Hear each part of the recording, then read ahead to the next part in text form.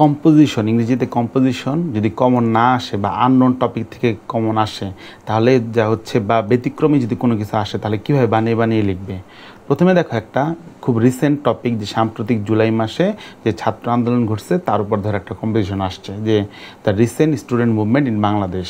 তা এখন কীভাবে লিখবে, ধরো বানায় বানায়। ইন্ট্রোডাকশন থাকবে একটা, যে আন্দোলনটা কখন হয়েছে, সেই সময়কালটা, প্রেক্ষাপটটা কেন হয়েছে এবং শিক্ষার্থীদের মূল দাবি কী ছিল সংক্ষেপে সেটা বলবে।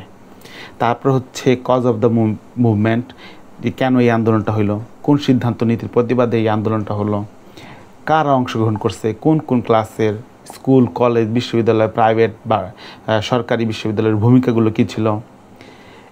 তারপরে নেচার অফ দ্য প্রোটেস্ট, কীভাবে প্রোটেস্ট করা হয়েছিল, আন্দোলন শান্তিপূর্ণ ছিল না সহিংস ছিল, মিছিল, মানববন্ধন, সেই আন্দোলনের কিছু গুরুত্বপূর্ণ স্লোগান। তারপর হচ্ছে সেই মূল দাবিগুলো কী ছিল এবং দাবিগুলো ব্যাখ্যা করবে সংক্ষেপে। পাবলিক রিয়াকশন, মানুষ কীরকম সাড়া দিয়েছিল, মিডিয়া, সোশ্যাল মিডিয়াতে কীভাবে প্রতিক্রিয়া দেখাচ্ছিল, গভর্নমেন্টের রেসপন্স কী ছিল, কী কী পদক্ষেপ গ্রহণ করেছিল, আলোচনা কী বসেছিল কি না, আইন প্রয়োগ কী ছিল, আশ্বাস কী ছিল, ইম্প্যাক্ট অফ দ্য মুভমেন্ট, শিক্ষা প্রতিষ্ঠান, ট্রাফিক, সাধারণ জীবনে এটার ইম্প্যাক্ট কী ছিল, এটা নিয়ে কী ধরনের সচেতনতা তৈরি হয়েছিল, যে আন্দোলন এখনও চলছে কিনা বা শেষ হয়ে গেছে কিনা, বা সেই ফলাফলটা কী এসেছে, সমঝোতাগুলো কী ছিল, শিক্ষার্থীদের ভূমিকার মূল্যায়ন এবং ভবিষ্যতে এটা থেকে কী কী শিক্ষা নিল সেই ধরনের বার্তা দিলা।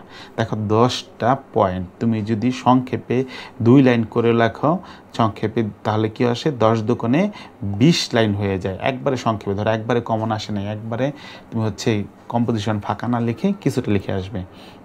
এটা একটা এক্সাম্পল দিলাম। এখন আসলে কীভাবে লিখবা, ধরো কোনো একটা কম্পোজিশন আসলো, তুমি আগে বিষয়টা বুঝে নিবা যে কোন টপিকে প্রশ্নটা আসছে। প্রশ্ন দেওয়ার সাথে সাথে টপিকটা ভালো করে পড়বা এবং কি লিখতে বলছে, মানে কি টপিকটা নিয়ে, এটা একটু ভাববা, ঠান্ডা দেয় বাংলাতেই ভাববা যে কী কী আসছে সেটাকে পরিষ্কারভাবে বুঝে নিবা। তারপর প্রধান বিষয় বা বার্তাটা কী হবে সেটা দিয়ে স্টার্ট করবা, যে তুমি যেই টপিকে লেখা শুরু করছো সেই টপিকটা আসলে কী হবে, কী কী ইনফরমেশন লিখতে হবে। তো মনে মনে একটা বাংলা একটা আউটলাইন বা রূপরেখা তৈরি করে নিবে, যে কীভাবে লিখবো, প্রথমে কী লিখবো, মাঝখানে থাকবে কী কী বিষয় আনবো আমি এটার মধ্যে, কীভাবে এসে শেষ করব, এটার জন্য মাথার মধ্যে একটা প্ল্যান সাজায় নিবা। তারপর হচ্ছে সেখানে একটা ভূমিকা, একটা হচ্ছে বডি, একটা কনক্লুশন, 3টা জিনিস থাকবে। এবং যেহেতু তুমি এটা বানিয়ে লিখবে, কোনো কঠিন শব্দ তুমি ইউজ করবে না, কঠিন বাক্য তুমি ইউজ করবে না, সহজ এবং ছোট ছোট বাক্যে ইংরেজিতে তুমি লিখবা। এবং যেই লাইনগুলো তুমি বিভিন্ন অন্যান্য রচনার জন্য মুখস্থ করেছিল, ওই পরিচিত লাইনগুলো, ওই পরিচিত টপিকগুলো আগে থেকে যেগুলো মুখস্থ আছে সেই মুখস্থ শব্দগুলোই তুমি ইউটিলাইজ করবা।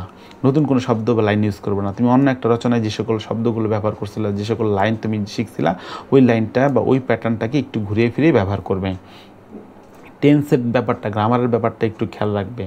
এবং তোমার হচ্ছে তথ্যবহুল, বেশি অপ্রয়োজনীয় কথা লিখতে যাবে না। তারপর হচ্ছে firstly, secondly, more over, in other hand, finally, এগুলো দিয়ে তুমি একটু গুছিয়ে লিখবে। এবং চেষ্টা করবে একটু রিভিশন দিয়ে যাওয়ার জন্য, যে কোনো একটা টপিক যেগুলো হচ্ছে মোটামুটি আসার মতন একবারে না পড়ে গিয়ে কিছু টপিক রিভিশন দিয়ে যাওয়ার জন্য। ধরো সাম্প্রতিক কিছু গুরুত্বপূর্ণ টপিক আছে, যে এই টপিকগুলো সাম্প্রতিকের গুরুত্বপূর্ণ টপিক, এই ধরনের টপিক থেকে প্রশ্ন যদি আসে তাহলে তুমি কীভাবে বানিয়ে লিখবে একটু ভাববে, একটু চিন্তা ভাবনা করবে যে এই সকল টপিক থেকে আসলে কীভাবে আসবে। সাধারণত আমরা যে কম্পোজিশনের সাজেশন দিয়েছি সেখান থেকেই কমন এসে যাওয়ার কথা, কিন্তু তারপরও যদি আননোন টপিক থেকে কোয়েশ্চেন আসে তাহলে কী করবা। তারপর হচ্ছে এখানে তুমি যদি বানিয়ে লিখতে চাও, যে 20টা গুরুত্বপূর্ণ সহজ বাক্য তোমাকে দেওয়া হয়েছে, যে তুমি বানায় অনেক দুর্বল স্টুডেন্ট যারা, তাদের জন্য এই জিনিসটা, যে ইন্ট্রোডাকশনে কী থাকবে, এই লাইনগুলো মুখস্থ রাখবা। এগুলো একবার সহজ লাইন, এই লাইনগুলো যে টপিক আসবে সেই টপিকটা যুক্ত করে দিবা। এই লাইনগুলো একবার সহজ লাইন, এটা হচ্ছে অনেক দুর্বল স্টুডেন্টদের জন্য, যারা কিছুই পারে না বা একটু বানায় লিখতে চায় সেটা তারা লিখবে। দেখো মূল বডিতে কী কী থাকবে, এখানে পয়েন্ট 1, পয়েন্ট 2 এই টপিকটা থাকবে।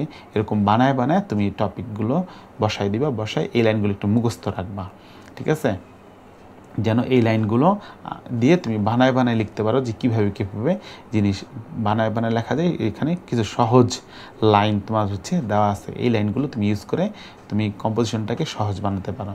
তবে আমাদের যে সাজেশন দেওয়া আছে ওই কতগুলো কম্পোজিশন তুমি যদি পড়ো তাহলে সেখান থেকে আশা করি কমন পেয়ে যাবে। এবং শর্ট সাজেশন দেওয়া আছে, সেই শর্ট সাজেশনগুলো একটু দেখবে।